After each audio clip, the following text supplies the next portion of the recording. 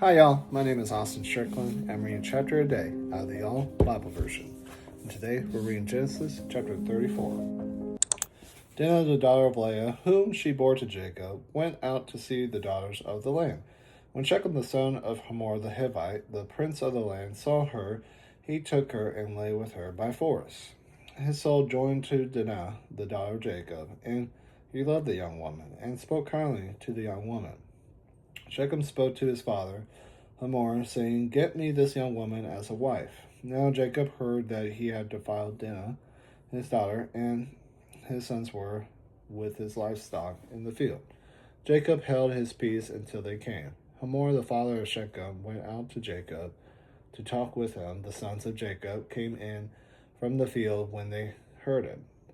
The men were grieved, and they were very angry because he had done folly in Israel, in line with Jacob's daughter, a thing that ought not to be done. Hamor talked with them, saying, "The soul of my son Shechem longs for y'all's daughter.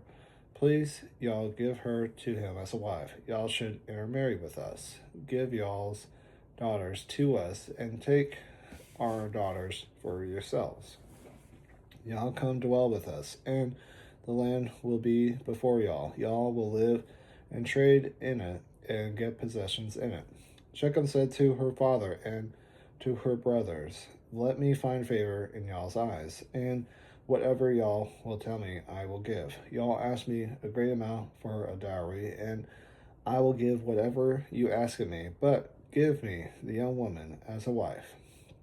The sons of Jacob answered Shechem and Hamor his father with deceit when they spoke, because he had defiled Dinah their sister, and said to them, "We can't do this thing to give our sister to one who is uncircumcised, for that is a disgrace to us. Only on this condition will we consent to y'all, that y'all become like us, and that every male among y'all be circumcised. Then we give our daughters to y'all, and we will take y'all's daughters to us, and we will dwell with y'all, and we will become one people.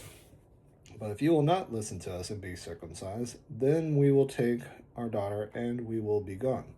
Their words pleased Hamor and Shechem, Hamor's son.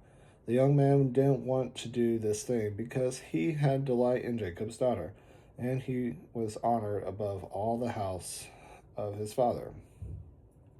Hamor and Shechem, his son, came to the gate of their city and talked with the men of their city, saying, "These men are peaceful with us. Therefore, let them live in the land and trade in it.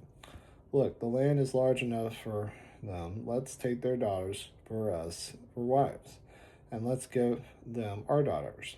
Only on this condition will the men consent to us to live with us to become one people. If every man among us is circumcised, as they are circumcised, won't their livestock and their possessions and all their animals be ours?